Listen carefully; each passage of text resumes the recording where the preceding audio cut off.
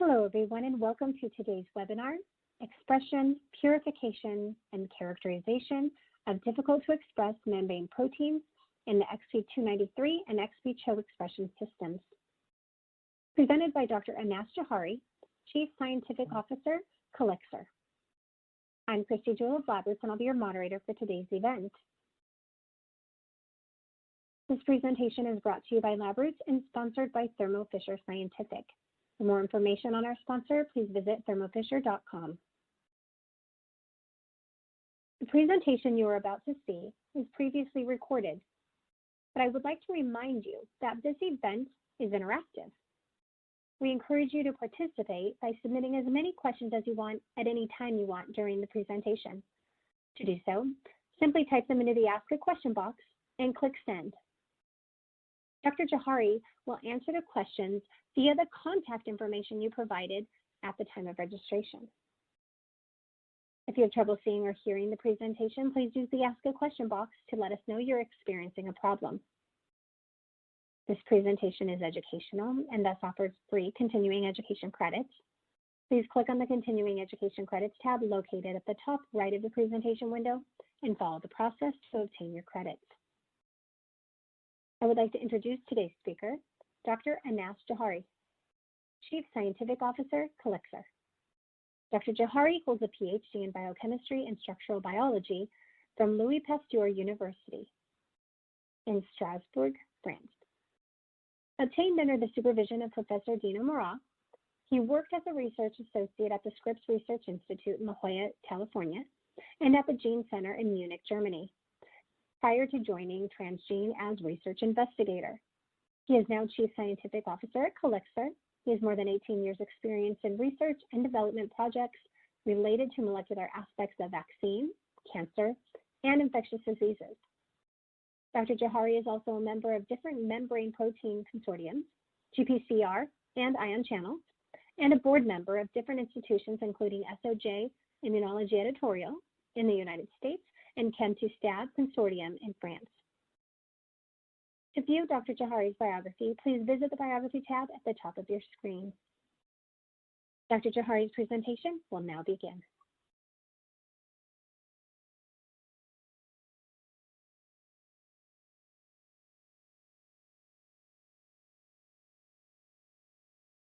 Okay, so thank you very much for the introduction, and thank you for the chance to present some of the work we have been doing lately.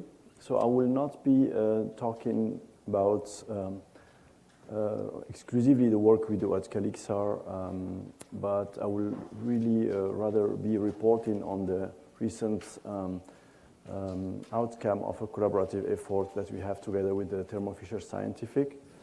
So, of course, it deals with the expression or difficult to express membrane proteins, since they are really extremely important for drug discovery. I will focus in one case study to actually tell you a little bit more what kind of take-home message we can get out of that. So the focus of the presentation is basically a little bit described here. So we'll be talking about strategies to optimize expression levels of membrane proteins using the XP293 and XP-CHO expression systems. Well, we'll also tell you a little bit about the new developed XP293 that our colleagues at Thermo Fisher are developing, and this have something to do with inducible and GNTI minus engineered cell line. There's something wrong with the microphone. So I will tell you also how we are using CALIXAR patented technology to evaluate the quality and the quantity of the challenging membrane proteins we express. Something which is extremely important is not only to express or to overexpress, it's to overexpress healthy protein. What we want at the end is not to have tons of aggregated protein, but it's have milligrams of high quality proteins. And this is why the collaboration between CALIXAR and Thermo Fisher is actually nice, because we are combining expertise. Sorry. Okay, so the focus of the presentation will all be, like I said, we'll be focusing on KCC2, which is one of the key proteins in drug discovery, and this is why we are collaborating on that.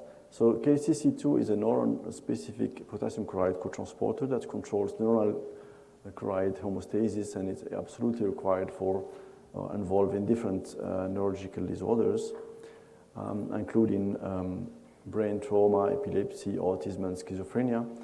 KCC2 is absolutely need to be glycosylated and also phosphorylated to be active, and we have been describing basically this topological structure with different glycans and different phosphorylation that we could actually identify in this paper that I will cite very often in this presentation. So it's really a nice target for this assessment because it needs to be glycosylated and need to be post-fluorescence modified, and the systems we are using, XP293 and XP-CHO cells, are actually known to be able to do that. So let's have a look to some of the data. So what we wanted to start by doing is to screen XP293 and XP-CHO cells in terms of expression of these targets.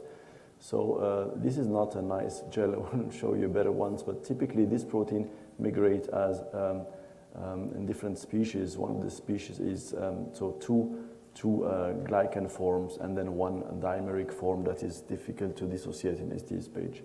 So we have looked in two different parameters. One of the parameters is the type of vector.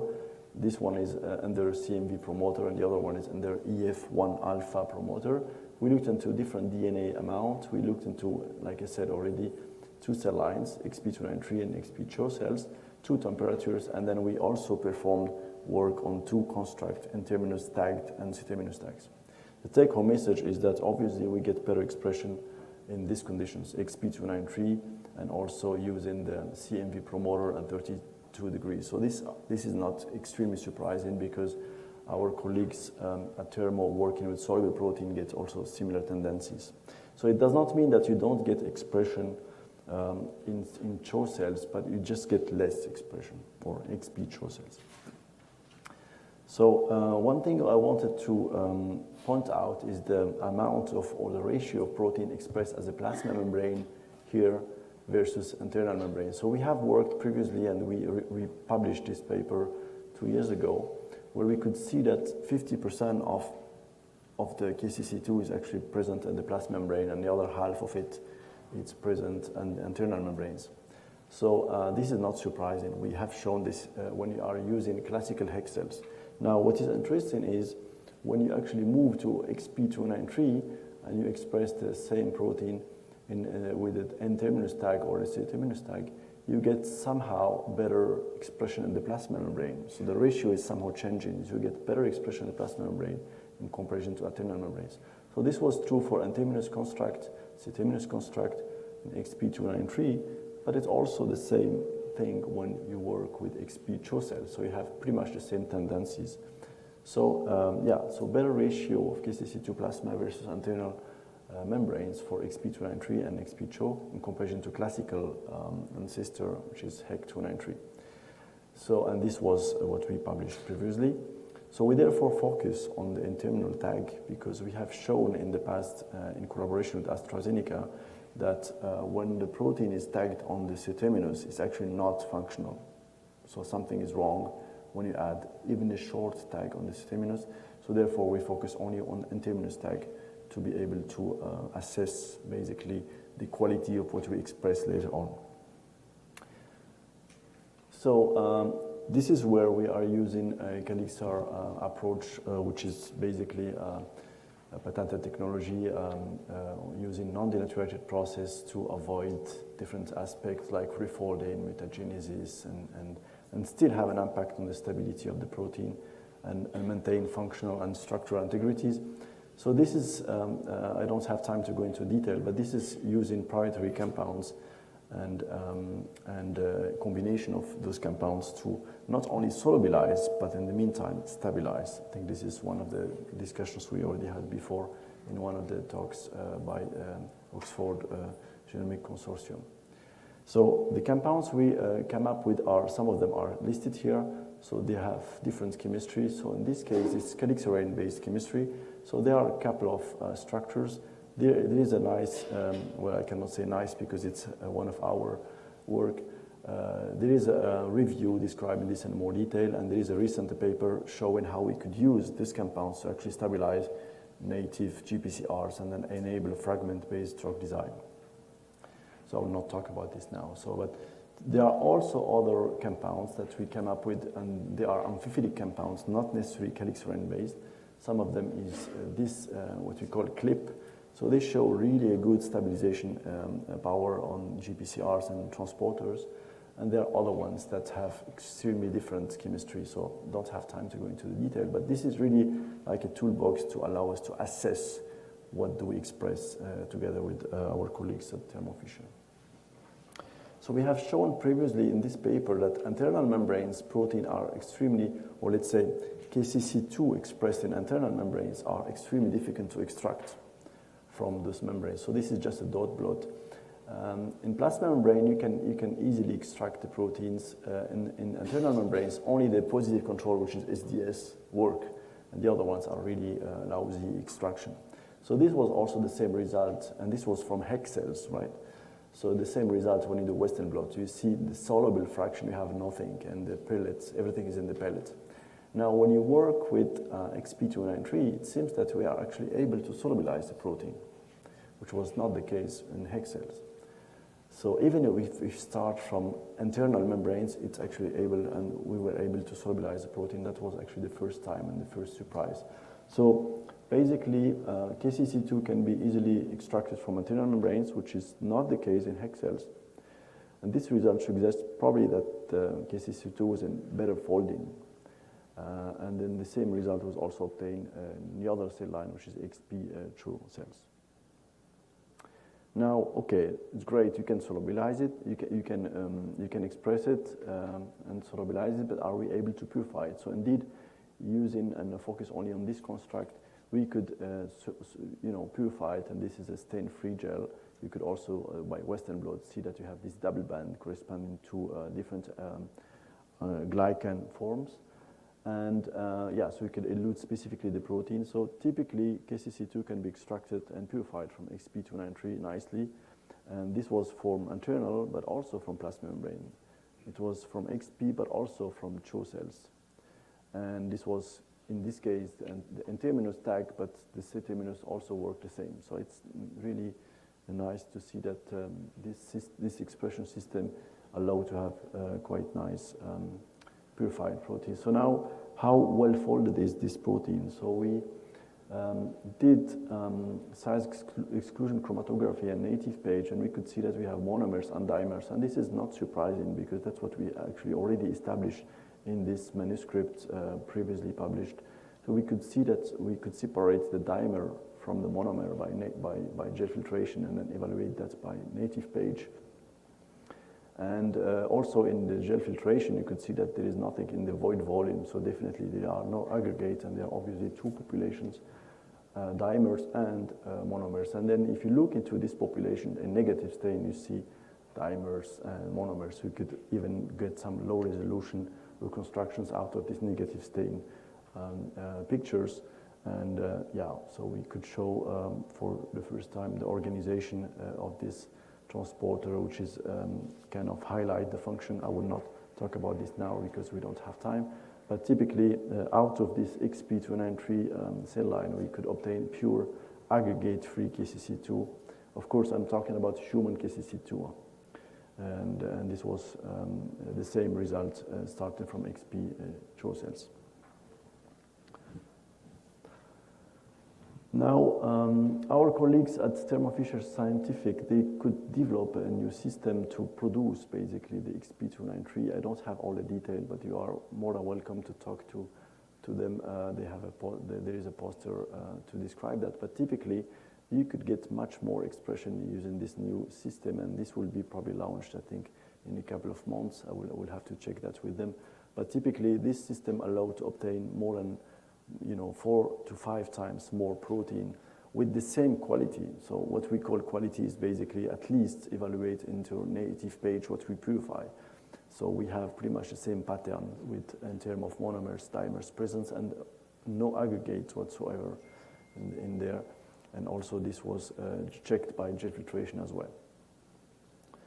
So, and this is not always the case because, you know, when you overexpress the protein, very often you also generate more aggregate. So there is always a good correlation between overexpression and aggregability. And obviously, in this case, it seems to be quite healthy protein. It gets more protein, but it also gets healthy proteins. Okay, and yeah, so this healthy protein allows us now to collect some cryo-electron microscopy data. So I'll show you some low-resolution maps.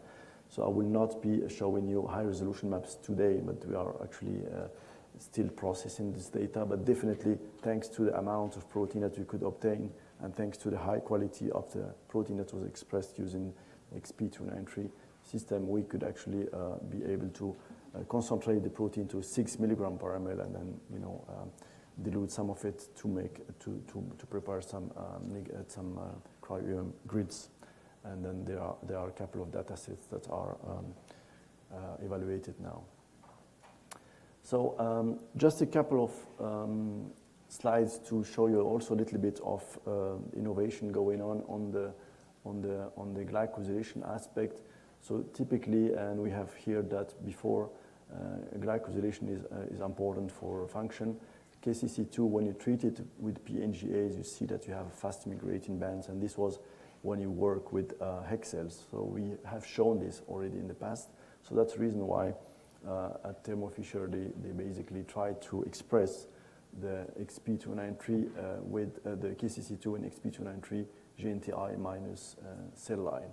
And obviously, you could see that you have these double bands corresponding to class CC2, but then you have also lower band corresponding probably less complex glycan of KCC2.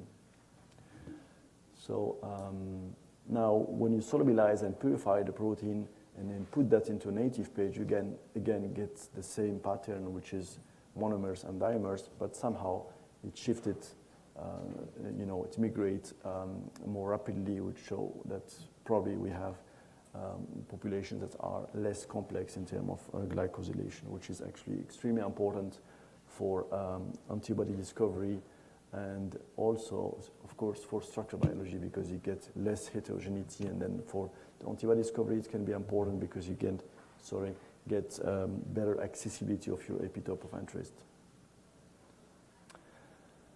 And in terms of induction, this is also ongoing work together with our colleagues. And so the idea is to try to tackle the toxicity of some of the membrane proteins. Some of the membrane proteins are just toxic because some ion channels, for example, start to interfere with the metabolism when you express them. So introducing this TET induction system in XP293 can maybe address that aspect of toxicity. That's the reason why they could start to induce using this TET induction system. And interestingly, you see there is a good correlation between the induction and the amount of protein that is expressed.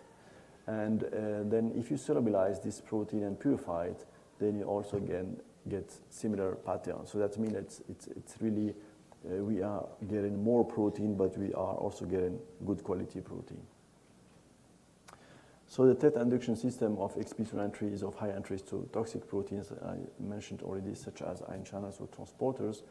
It allows to express and purify aggregate-free protein. And recently, there is an idea of combining TET induction with the glycan complexity reduction using the GNTI minus. And this is actually also evaluated, and we are part of the evaluators for this system that also will be available. And finally, I want to conclude by telling you what's basically we could learn from this so mainly from KCC2 work, but also including all the targets. What we could learn is that the BCDNA CMV promoter allow better expression than the PEF1 alpha. It seems that XP293 show better expression than the XP CHO cells, at least for the membrane proteins we looked at. There is obviously a better ratio in terms of KCC2 plasma membrane versus internal membranes. And this is in comparison to a sister, which is HEK cells. The KCC2 was successfully solubilized and purified using CALIXAR patented technology. From internal membranes, that was for the first time actually we are able to do that from internal membranes. And this was not the case for HEK cells. probably because there's a better fold. I mean, of course, this needs to be evaluated further, but that's what we have. We think it's the origin of this what we observe. The expression yield and quality enable now cryo-EM studies of KCC2, but it's going to be the same for fragment-based drug design, and then also the same for antibody discovery, pretty much, because what they have in common is the quality of the protein. So the same tendency were observed in XP CHO cells, and we also did the same work with other constructs, and we could have the same tendencies with other targets like sodium voltage channels. I don't talk about this in detail. So the modification of XP293 expression system allowed to have a much better yield in terms of protein without compromising the quality. And then finally, the GNTI and the inducible system of XP293 allow to reduce glycosylation complexity and modulate KCC2 expression respectively, and this will be something to evaluate also in combination. And then finally, I would like to say that XP293 and XP CHO cells offer really a nice opportunity to overexpress difficult to express membrane protein, not only to overexpress them, but to express and allow to purify healthy protein, because that's the goal at the end. So, and finally, I would like to thank people that were involved in this work. So our colleagues at Thermo Fisher Scientific, so that are, some of them are in the audience. Please contact them directly if you want to learn more about the cell lines. And there is also a poster describe this in more detail. Sorry, I'm going back. And then this poster is A100, so it's the title is indicated here. And then some of my people from my team that are listed here that really were involved in this very interactive collaboration. And thank you very much for your attention, and I'm happy to take questions.